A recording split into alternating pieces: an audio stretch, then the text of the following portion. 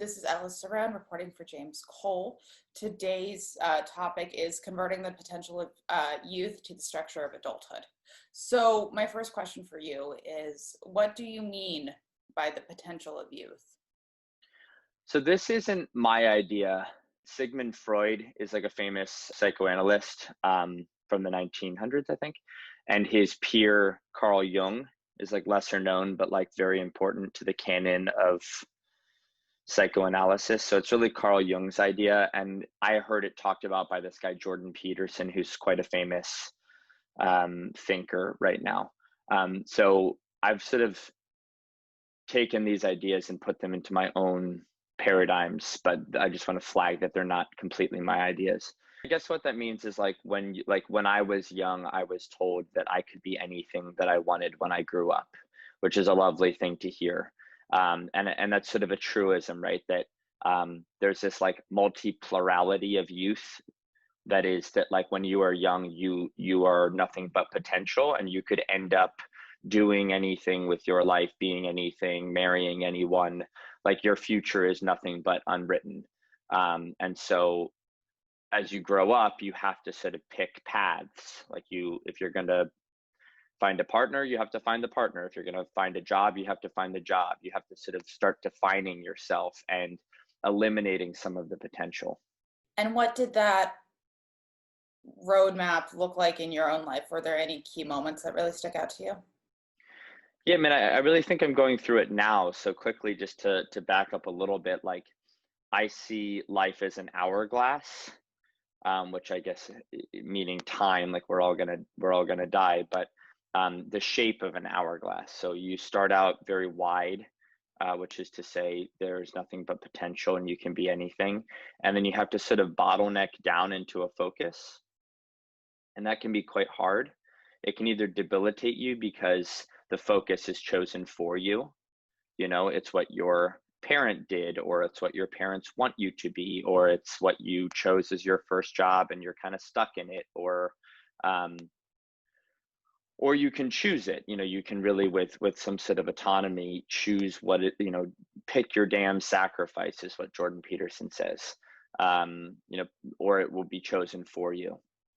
So you go from being able to do anything to picking something that you're really going to focus on, or someone, or, you know, some purpose.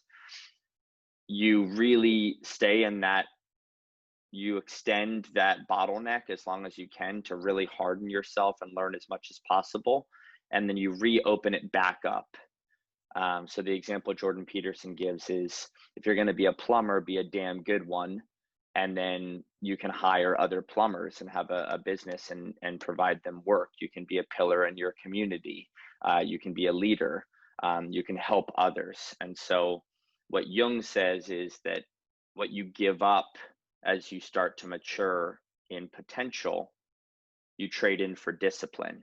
And it's through that discipline that you then re-unlock potential. So you go through the bottleneck and then come out the other side. I'm curious, as you were reading and learning about all of this thinking, why did it resonate with you? Because I'm in the bottleneck right now. I think I spent the first 29 years of my life sort of not knowing who or what I wanted to be. And then through a lot of hard work in the past year, have figured out what I want to be, who I want to be, how I want to be. And so now I've sort of entered the heart of darkness. I've entered the bottleneck of the hourglass to harden myself as much as I possibly can so that I can splay back out and help as many people as I can. So my KPI, my key performance indicator of a life well lived, will be the number of people that I can help with what I'm learning now in this bottleneck period of my life. And then to go back to this overarching theme, the structure of adulthood, what does that mean to you? And if you're in the bottleneck, you might not necessarily have gotten there yet, but what do you hope it kind of looks like in your own life? Be conservative now, be liberal later. Discipline equals freedom.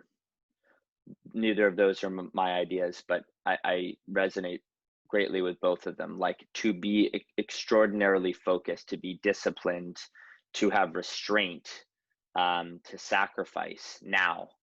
means freedom later, right? If you're liberal now and conservative, I don't mean politically, I mean sort of with your energy. If you're loose with your energy now, you'll have been inefficient, and so that you can't reap the rewards. If you're conservative, and it's the same thing with finance or something, right? Like you save every penny now so that you can retire later. To have discipline now means freedom afterwards. So that's what it means to me. I'm curious, how is that manifesting, whether with work or in other aspects of your life? Yeah, I mean, I'm sitting on the floor of what's called a capital T, capital H tiny house. I'm sure you're familiar. I don't know if our listeners are, but it's like it's like basically a hotel room that it's actually a shipping container that I'm living in right now. So it's maybe 150, 200 square feet or something. And this is sort of my heart of darkness period. Like I'm very militant. My closest contact right now is my cousin, who's has a Navy SEAL contract. And, I'm waking up at 4:30 or 5. I'm trying to pass their minimum thresholds to get a Navy SEAL contract, and then their elite thresholds. So I'm trying to hit all the elite benchmarks to be in the top 0.01% of physical prowess. I'm reading 3 to 5 books a week. I'm meditating. I'm, deeply focused on my company. I'm just going very, very, very hard right now on bettering myself in every possible way. And I'm curious why, just if you could give us more information on why the all or nothing ethos in this respect, because typically people would be like, oh, I'll try one of those things. I'll read 2 books a week, and you're going to the furthest extreme. The way you do anything is the way you do everything.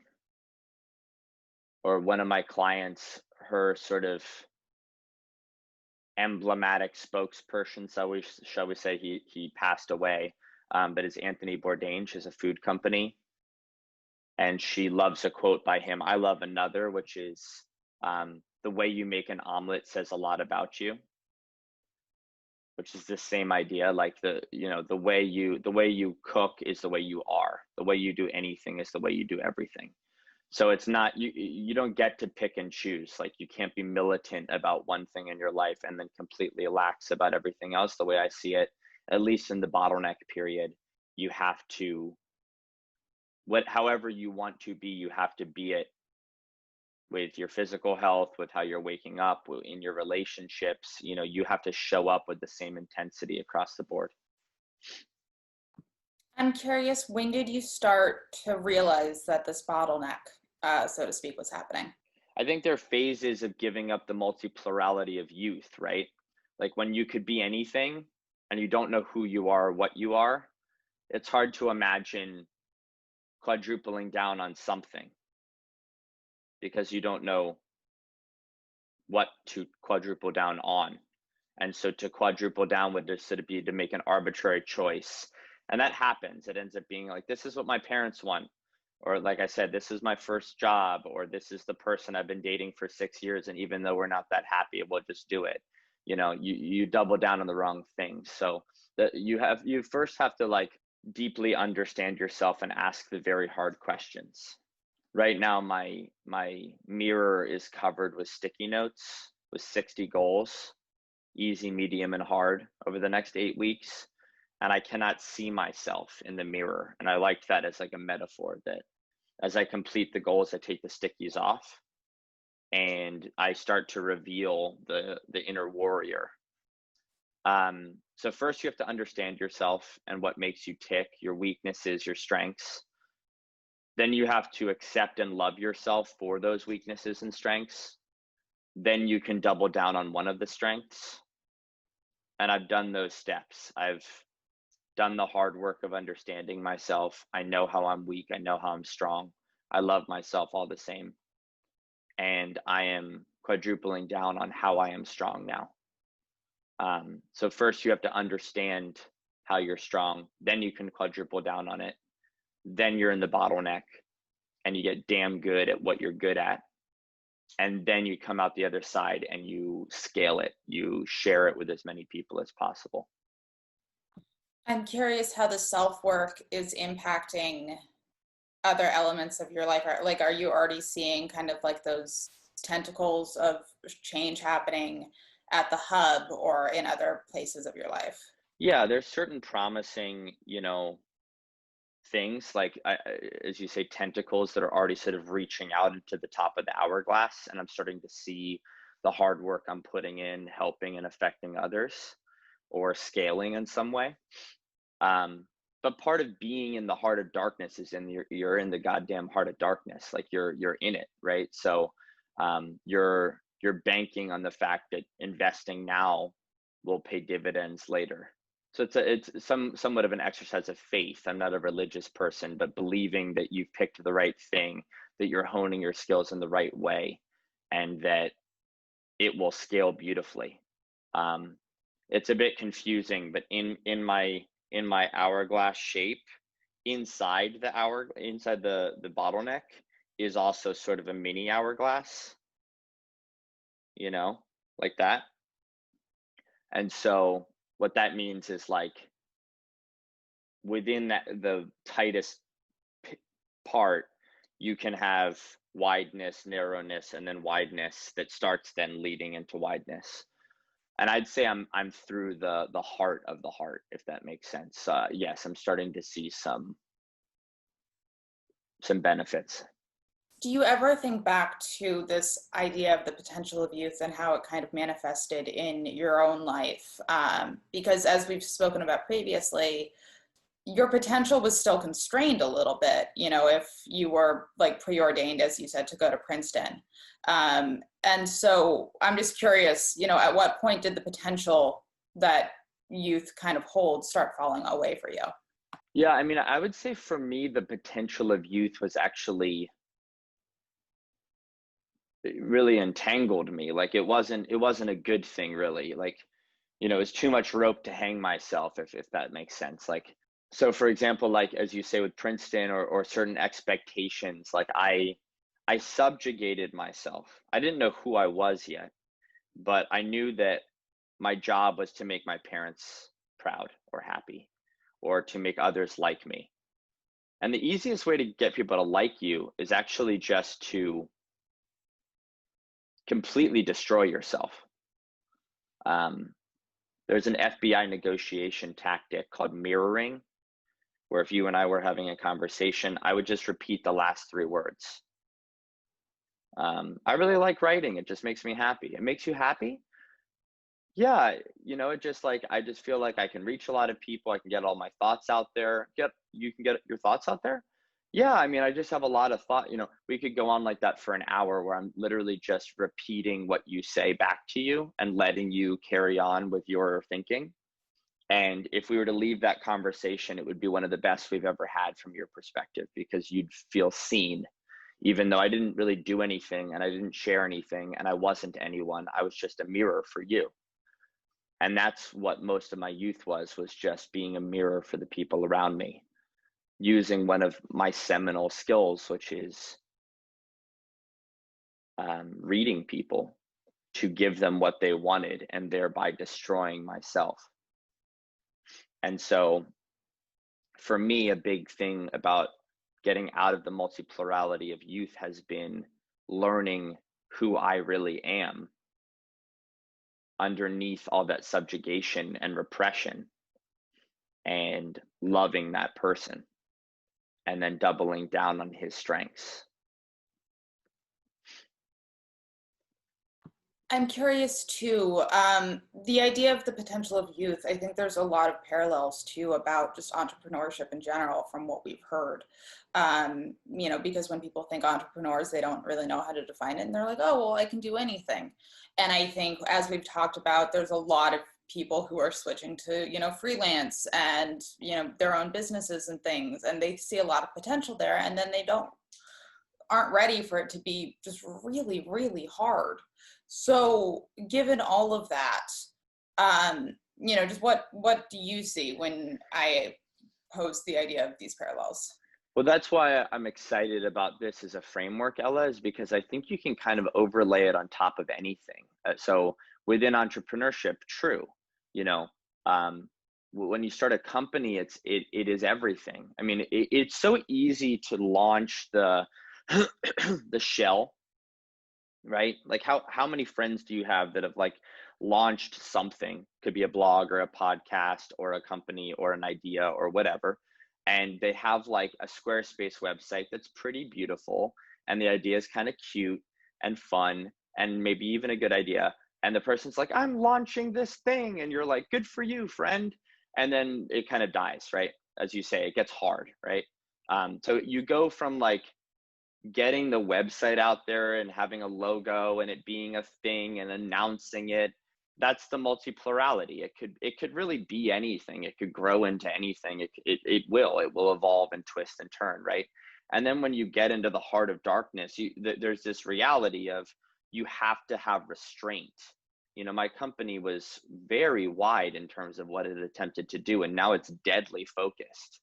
I have 40,000 photographers of all shapes and sizes, but we only now shoot for food and beverage brands with fewer than 10 employees.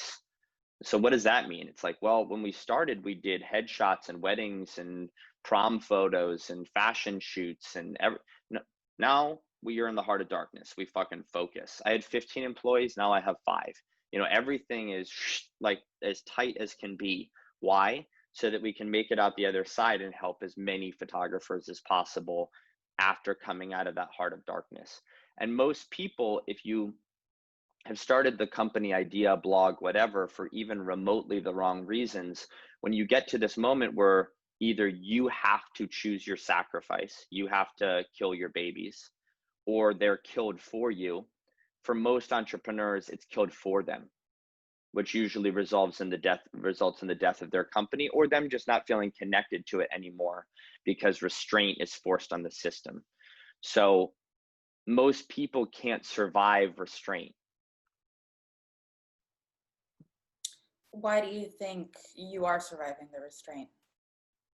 Because I think I see why you have to restrain. First of all, I've chosen my sacrifice because I put the work in to understand myself, or if you want to go with your entrepreneur analogy, to understand the purpose of the company, say. And if you really understand why you are doing something and why you are quadrupling down, then it's an act of choice. It's not an act of imposed, restriction. No one likes to be restricted, at least not by others. So I'm restricting my company, I'm restricting myself, but by choice. It's chosen sacrifice. We are beasts of burden. Like, we are meant to be challenged. We are meant to be restricted. We are meant to toil. Like, that's the human condition, right? So I'm able to survive it because I chose it. It wasn't chosen for me. And because I know what waits for me on the other side. And I really trust that. And so I'm able to go through the gauntlet. You said that you have all these goals on sticky Oh, notes. Ella, one last thing on that. There's another guy I like named David Goggins. He's a Navy SEAL, and I'm trying to pass this Navy SEAL thing. So I'm reading his book. He has this lovely paradigm shift that I really want people to wrap their head around because it's been very transformative for me. He takes it a bit extreme, maybe, but his idea basically is like pain, in the same way that when you work out a lot, you get calluses on your hands, mental pain calluses your mind, which then makes your mind stronger, which means you can take on larger mental pain, which makes your mind stronger, et cetera, et cetera, et cetera. And so we all are conditioned to want the path of least resistance. When shit gets hard, we shy away. I did a run at 5 a.m. in the rain this morning, and I liked it. And the reason why is because the harder it is, the more it's hardening you. And if you can adopt that framework, I had some bad things happen to my company 2 weeks ago. 2, senior employees might not make it.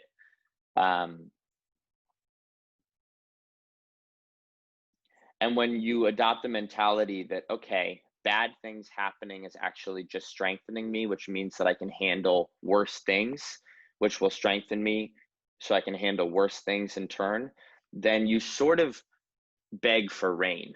Like you want there to be challenges and you start to seek out the path of most resistance so that you can harden yourself more.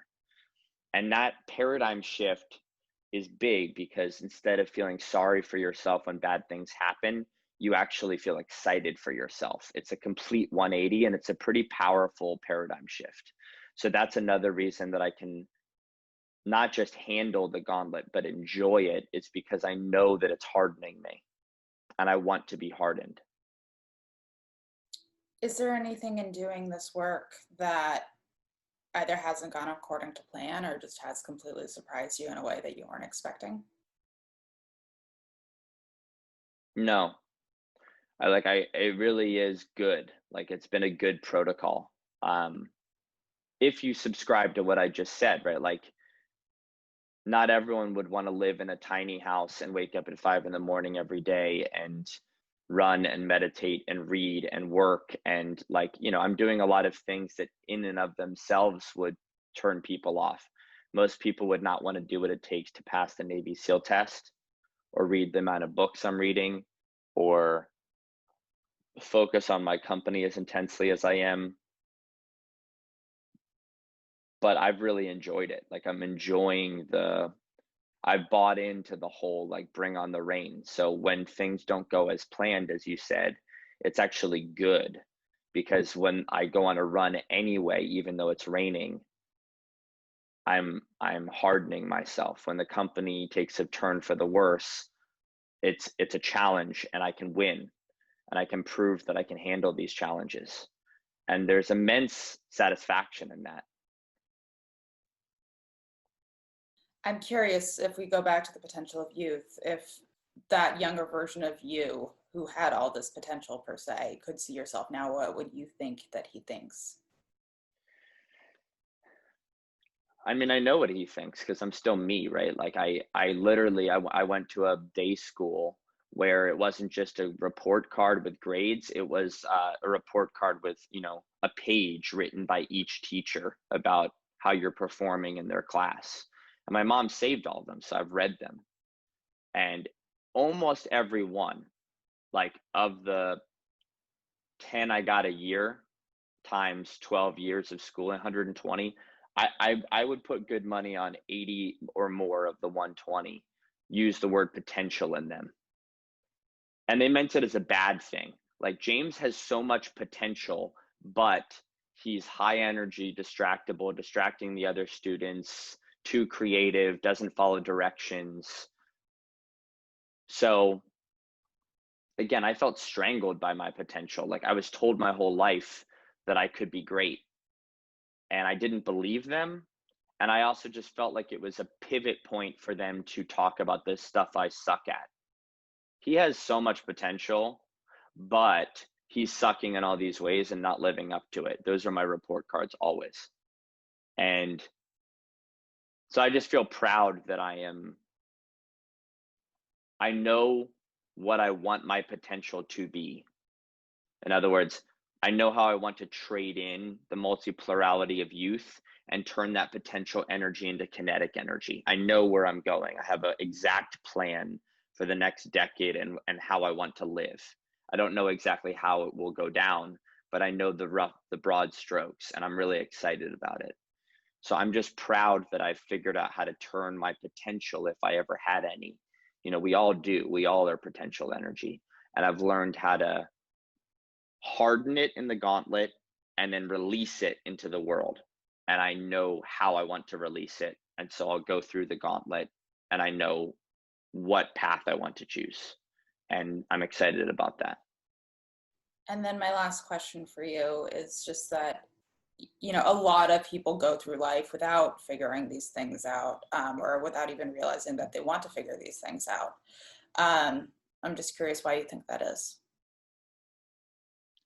Because they don't start with step one, which is looking deeply inside themselves and auditing, strengths, weaknesses, ugliness, insecurity, why, you know, That's hard. It's uncomfortable. I was in a therapist's office 10 months ago, and I said, I hate myself. And I meant it. Like, I just didn't like who I was. And then I kept going back to that therapist and putting in the work. We did double sessions, so not just an hour, but 2 hours to try to get to the bottom of it. And I sort of did. So most people don't like looking in the mirror. They don't like, if it's ugly, they don't want to look at it. And we're all ugly. So I think most people never get to audit, understand strengths and weaknesses, love it as a holistic picture, double down on the strengths, put those strengths in a bottleneck, and pick your damn sacrifice, get damn good at it, and then share it with the world.